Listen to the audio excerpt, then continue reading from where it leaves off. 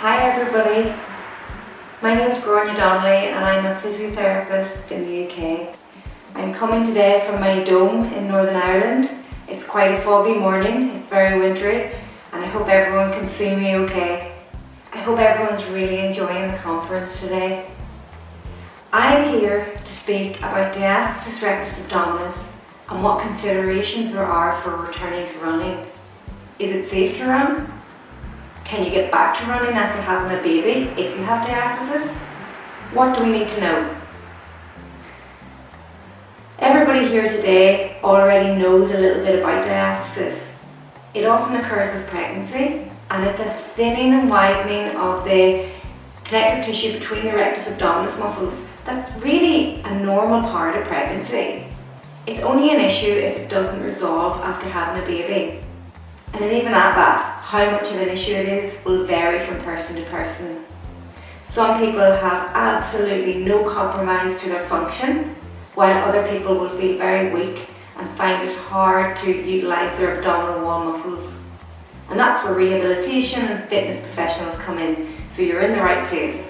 The population of women who most commonly experience diastasis are those who have had a recent pregnancy or delivery. There's lots of conflicting messages out there about running being unsafe if you have a diastasis.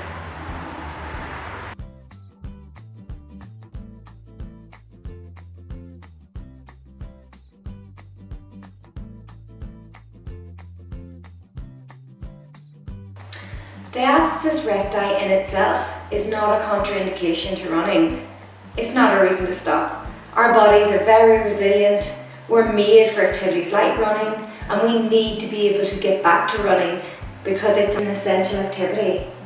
It's something everybody needs to be able to do. It's our fight or flight response. If we're in danger and we need to get out of a situation, we run. So I want to make sure that every woman feels that she can run if she needs to. Does diastasis directly stop you from running? No. But what do we need to consider? Diastasis can compromise the function of the abdominal wall, and because running is a high impact sport, putting a lot of demand and pressure on the body, requiring load transfer across the body in a repetitive nature, sending ground reaction force through the body up to the abdominal area, well, we have to consider it. The abdominal muscles are stretched and weakened with pregnancy, but so are the pelvic floor. And we have to consider the body in a whole systems approach to consider how compromising one area may impact another. Running should be symptom-free. You shouldn't have pain or compromise in the abdominal wall, and you shouldn't experience any symptoms of pelvic floor dysfunction such as urinary incontinence, prolapse, heaviness or pressure in the pelvic region, pain down there. I am one of the co-authors of the Return to Running postnatal guidelines that were put out in March 2019. This was a team effort between myself, Emma Brockwell, a pelvic health physiotherapist, and Tom Goom, a musculoskeletal and sports physiotherapist. And we seen the void in information to help support women and the care providers looking after them in getting back to high impact sport after having a baby. The document's free to download, it's available for women to download and read too, and it has lots of information that can help you understand the changes that occur to your body with pregnancy and delivery, and lots of key information to help you evaluate whether you're ready for returning to running yet. A really nice way to know if you're ready to try running again is to carry out the load and impact tests outlined in the guideline. These are a series of tests that you can carry out at home in order to evaluate whether you have any symptoms during them. They include things like single leg balance, running on the spot, hopping on one leg, single leg lunge, forward bounds, which is jumping forward with 2 feet,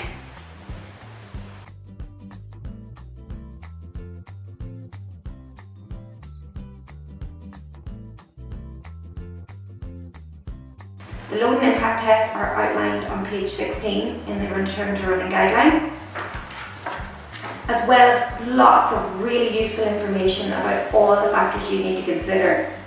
You may have had a caesarean section and may need to focus on mobilising your scar tissue in order to facilitate recovery and return to function at the abdominal wall. If you experience pain in the abdominal area, pelvic pain, lumbopelvic pain, lower limb pain, heaviness or pressure in the vaginal area, leaking from the bladder or bowel, sudden urge from the bladder or bowel, these are all symptoms that highlight that you may not be ready to return to running yet.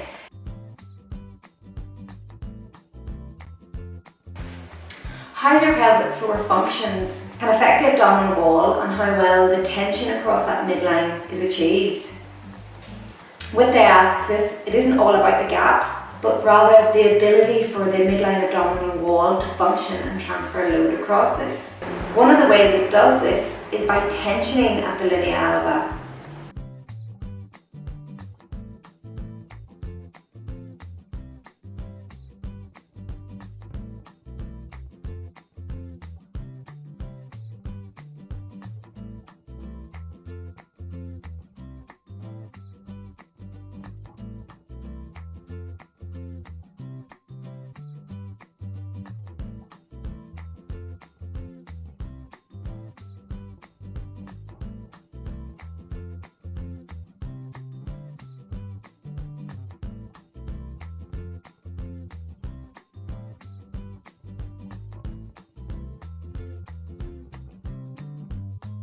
I recommend that everybody accesses a physical therapist after having a baby in order to evaluate your abdominal wall and pelvic floor function so that you can confidently evaluate whether you're ready to return to running. We talked about the postnatal population commonly experiencing diastasis, and some of the considerations I want to bring into play for deciding if someone's ready to run include all the things that come along with pregnancy and childbirth. The entire abdominal wall is stretched and widened. The function of the abdominal wall gets compromised throughout pregnancy because it's harder to bend or sit up. We can't do the types of exercises we previously were.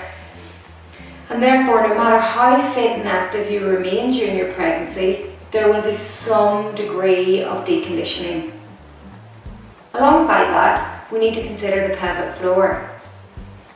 The pelvic floor has been loaded throughout pregnancy, it becomes lengthened, it becomes weakened, and depending on what sort of delivery you have, it may experience more trauma.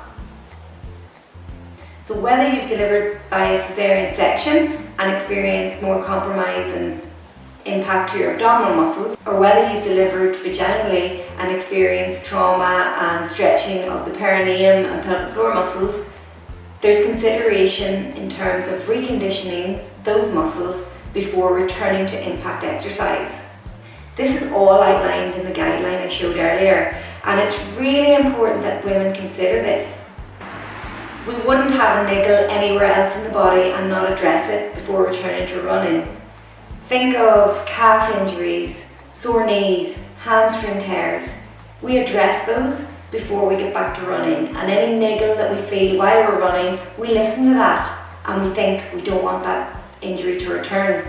However, women are having babies and more often than not are throwing themselves back into exercise too far, too fast and too soon. I'm calling today for women to consider their abdominal wall, so whether the diastasis, whether the generalised decondition of the abdominal wall muscles, whether they've had compromise to their pelvic floor, whether their entire body has been deconditioned from normal or impact exercise, and to consider that we need to build that up before we hit high impact exercise repetitively and regularly. The other thing I want to talk about is energy deficiency. There's a term called REDS, which stands for Relative Energy Deficiency in Sport, but it applies to everyone. I think everyone will agree that motherhood is pretty much a sport. What that means is that if we are expending more energy from our body than the amount we take in, there's going to be an imbalance, and that's going to have consequences. So consider a mother who isn't getting adequate amounts of sleep, who may be eating on the go and not eating well enough, may not be hydrated enough, may be breastfeeding, expending more energy out, may be psychologically stressed or compromised, may be experiencing postpartum depression. All of these factors impact our energy balance and our ability to go out, hit the streets and run to expend more energy. So please consider your sleep. Try and get naps and try and get good quality sleep when you can. It's difficult. I'm a mum of 4. I don't know when the last time I had a good night's sleep is. Try to eat and think about you. As mum, you're usually putting everyone else first. So I really want you to start thinking about what you're eating and think of that generalised healing after having a baby. Think of healing at the connective tissue that may be stretched and widened. Think of healing at the pelvic floor. Think of your energy levels so that you have that energy to expend and go running. Overall, we really want to get you back running. Running is so important, not just for our physical health and well-being, but for our mental health and well-being. And as moms who've been through a long period of pregnancy, then had delivery, may have a busy household, life may have changed considerably for you in terms of entering a new role, it's really important that you can maintain and get back to that former identity you had with running. Don't worry if you think that you are someone who may not be ready for running given the information I provided today.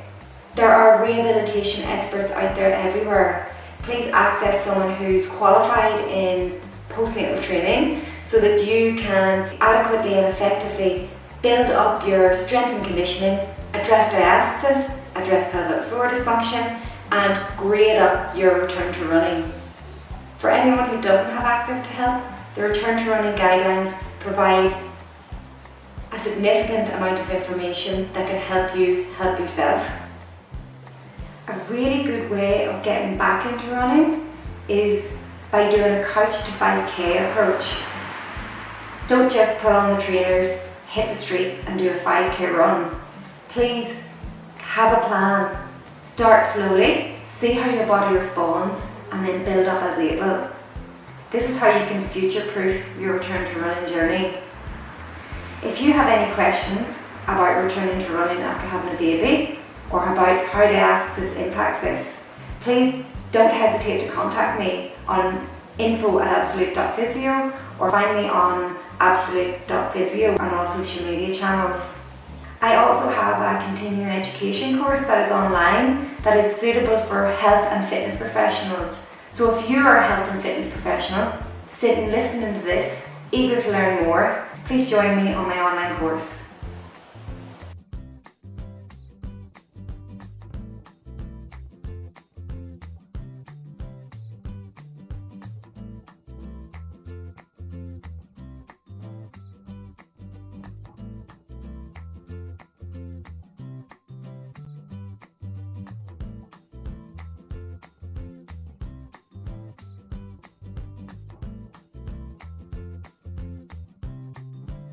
We don't run before we can walk.